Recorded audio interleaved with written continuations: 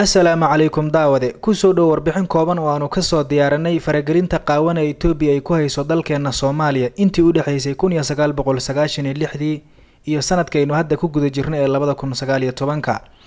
kumu aha muwaadinkii Soomaaliyeed ee ugu horeeyay ee gudaha Soomaaliya keena ciidamada Itoobiyana sanadkii ugu horeeyay ee ciidamada Itoobiya ay soo galeen gudaha Soomaaliya wixii ka dambeeyay burburkii dawladda dhexe ee Soomaaliya warbixinta ayaad kula socon doontaan daawasho wacan 20 sano ee la soo dhaafay faragelinta tooska ah ee Itoobiya ay ku haysay Soomaaliya military ahaan iyo siyaasad ahaan way isbedelaysay marxalad ayna ku soo aadaysay laga soo bilaabo sanadkii 1996 xilligaas oo si rasmi ah ciidamada Itoobiya ay gudaha Soomaaliya soo galeen kadib burburkii dawladda dhexe ee Soomaaliya Itoobiya waxay u ahaday fursad weyn in Soomaaliya oo dawlad xoogan ahayd inay burburto si ay meesha uga baxdo awoodii Soomaaliya ay ku lahayd geeska Afrika oo ay Itoobiya isaga baqaysay in Soomaaliya mar labaad ay dib u raadiso dhulka Soomaali galbeed ee Itoobiya haysato wixii ka dambeeyay 1991 waxa bilowday dagaalo sokeeye iyo hogaamiye kooxeedyo qabsaday gobollo iyo magaalooyin ka mid ah Soomaaliya markii uu horeysay ee Itoobiya faragelin ciidan ku samayso kadib burburkii waxa ay ahayd sanadkii 1996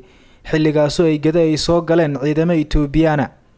waxaana gobolka Gedo ka jiray kacdoon uu hormuud u ahaa ururkii Al-Ittixaad Al-Islaamiya oo xilligaas dhaqdhaqaaqyo ka waday luuq iyo qaybo ka mid ah Gedo General Umar Xaaji Masale ayaa noqday ninkii ugu horeeyay ee ciidamada Itoobiyana soo geliya Soomaaliya kadib burburkii dawladda dhexe ee Soomaaliya wixii ka dambeeyay 1996 Itoobiya waxa ay gobolada Soomaaliya xuduud u dhow ku lahayd dhaqdhaqaaqyo military oo joogto ah iyadoo marba ciidan soo gelin jirtay deegaanada Soomaaliya ee xuduud beenaadka dhaca waxayna bilowday inay hubayso hogaamiye kooxeedyo saaxiibo la ahaa sanadkii 1999 dagaalkii jabhadda RR kaga saartay gobolada Bay iyo Bakool maamulkiisa Balballaar ee hogaaminayay Engineer Xuseen Ciidiid waxa qayb ka qaatay ciidamada Itoobiyana oo taageeray jabhadda RR ee uu hogaaminayay Cornel Xasan Maxamed Nuur Shaati Gaduud sanadkii 2000 oo tuulada Carte ee Jabuuti lagu soo dhisay dawladii ku meel gaarka ah ee madaxweyne loogu doortay Cabdiqaasim Salaad Xasan Itoobiya lama aysan dhacsanayn dhismaha dawladdaasi curdankayd ee Jabuuti lagu dhisay waxaana markaasi kadib Itoobiya ay bilowday inay xiriir la sameeyso hogaamiye kooxeedyadii koonfurta Soomaaliya gaar ahaan kuwii Muqdisho iyo deegaanada kale ka soo jeeday sida Xaaji Muuse Suudi Laxow iyo Maxamed Cumar Xabeeb Maxamed Dheere oo horaantii sanadkii 2001 la wareegay magaalada Jowhar ee gobolka Shabeellaha Dhexe waxaana jirtay dhowr jeer oo Itoobiya hub iyo saanad military siisay hogaamiye kooxeedyadii ka soo horjeeday dawladii Cabdiqaasim Salaad Xasan sanadkii 2004 dawladii lagu soo doortay Embagati ee dalka Kenya waxa madaxweyne loogu doortay Cabdullaahi Yuusuf Axmed madaxweyne Cabdullaahi Yuusuf waxaana lagu tirinayay in uu saaxiib dhow la ahaa Itoobiya iyadoo la xasuustay in markii la doortay uu ka codsaday midowga Afrika ciidamo gaaray ilaa 20,000 oo nabad ilaaliyaal ah si ay dib ugu soo celiyaan kala dambeyntii hubkana looga dhigo ilaa 55,000 oo maleeshiyo ah maadaama burburkii wixii ka dambeeyay uu hubku gacanta u galay shacabka bishii Maarso sanadkii 2005 baarlamaankii ku meel gaarka ahaa ee sida ku meel gaarka ugu shaqeynayay magaalada Nairobi waxa uu yeeshay kulan aan caadi ahayn oo ujeedkiisu ahaa meel marinta ciidamo ka socday midowga Afrika oo aanay ku jirin dalalka safka hore waxaana ka dhashay buuq codayntii oo qarsoodi ahayd 217 xildhibaan oo soo xaadirtay kulankaasi waxa diiday in ciidan safka hore ee la keeno 156 xildhibaan halka 55 kalena ay ogolaatay waxaana ka aamusay 6 mudane iyadoo wixii ka dambeeyay kulankaasi isku bedelay buuq iyo fawdo heer gacanta la isugula tago ah iyo kuraas la isla dhaco waxaana xilligaasi taariikhda galay baarlamaankii ku meel gaarka in iyagoo dalka dibadiisa joogay isku gacan qaaday bishii December ee sanadkii 2006 markii ugu horeysay waxa koonfurta iyo bartamaha Soomaaliya soo galay ciidamo Itoobiyaan ah oo taageerayay dawladii ku meel gaarka ahayd ee uu hogaaminayay madaxweynihii hore ee Soomaaliya Cabdullaahi Yuusuf Axmed oo xilligaasi xarun ku meel gaar u ahayd magaalada Baydhabo ee gobolka Bay xilligaasi dawladda waxay wajahaysay kacdoonno uga imaanayay midowga maxaakiimta Islaamiga oo doonay inay xukunka ka tuuraan dawladii beesha caalamku ay aqoonsanayd soo gelitaankii ciidamadii Itoobiya kadib iyo dagaaladii maxkamadihii ku dhex maray Mindaynunay Iidaale ilaa duleedka Muqdisho waxay sababtay in dowladii ku meel gaarka ahayd inay saldhigato madaxtooyada qaranka ee Villa Soomaaliya muddo 15 sano kadib burburkii dowladii kacaanka. dhaqdhaqaaqyadii ay wadeen ciidamada Itoobiya oo taageerayay ciidamadii dowladda ku meel gaarka ahayd waxay suuro galiyeen in dhammaan goboladii koonfurta iyo bartamaha Soomaaliya laga saaro midowgii maxkamadaha Islaamiga. waxay markaasi ka dambeeyay maxkamadihii Islaamka ee laga itaal roonaaday qaarna howdka galay kuwana dalalka deriska u cararay waxay la soo baxeen xeelad cusub oo dagaal jabhadeyn ah ku dhufo oo ka dhaqaaq ah. waxaana bilaabatay kacdoono muqaawamo ah oo weerar ku qaadayay saldhigyada ciidamada Itoobiya ku lahaayeen magaalada Muqdisho iyo nawaaxigeeda. dagaalkii muqaawamada lagula jiray ee ciidamadii Itoobiya iyo kuwii dowladda ku meel gaarka ahayd wuxuu sababay dhimasho, dhaawac, barakac iyo burbur hantiyadeed.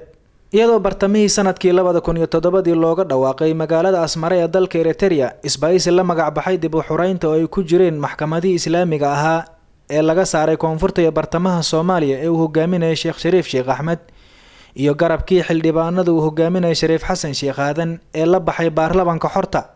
wada hadallo qaramada midoobe garwadeen ka ahayd oo u dhaxeeyay dowladii ku meel gaarka ahayd iyo isbahaysigii la magac baxay dib u xuraynta ee magaalada Asmara ee dalka Eritrea ayaa suuro galiyay in la bilaabo dadaalo siyaasadeed oo dalka looga saarayo ciidamadii Itoobiyaanka ahaa. iyadoo isbahaysigii Asmara qaybtii uu hogaaminayay Sheekh Shariif Sheekh Axmed ay qaateen siyaasad ahaan in ay dowladda wada hadal la furaan kadib iscasilaadii madaxweynihii dowladii ku meel gaarka ahayd uu hogaaminayay Cabdullaahi Yuusuf dhamaadka sanadkii 2008 kadib iscasilaadii madaxweynihii dowladii ku meel gaarka ahayd Allah u naxariistay Cabdullaahi Yuusuf dhamaadkii sanadkii 2008 waxaa Jabuuti ka sii socday wada hadallada isbahaysigii Asmara garabkii uu Sheekh Shariif hogaaminayay inay ku biiraan dowladii ku meel gaarka ahayd laguna heshiiyo dhismaha dowlad midnimo qaran. waxaana dhamaadka bishii Janaayo sanadka 2009 doorasho ka dhacday dalka Jabuuti oo ay ka qayb galeen isku darka xildhibaanadii ku meel gaarka ahaa iyo xildhibaano ka yimid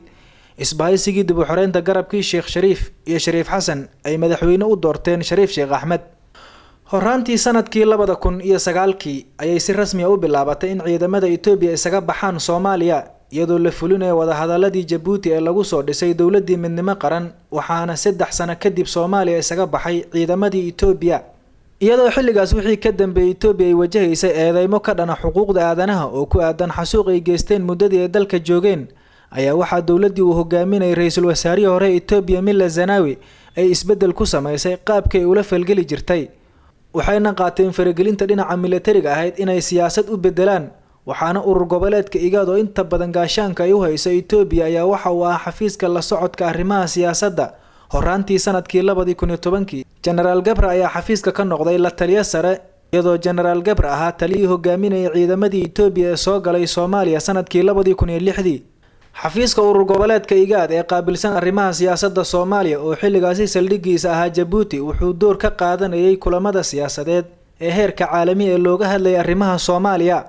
shirarkaasi waxaa barbar socday ololaha siyaasadeed ee Itoobiya ka dhex sameysay beesha caalamka oo ah inay bedesho aragtida laga aaminsanaa wixii ka dambeeyay ka bixitaankeedii sanadkii 2009 ilaa horaantii sanadkii 2012.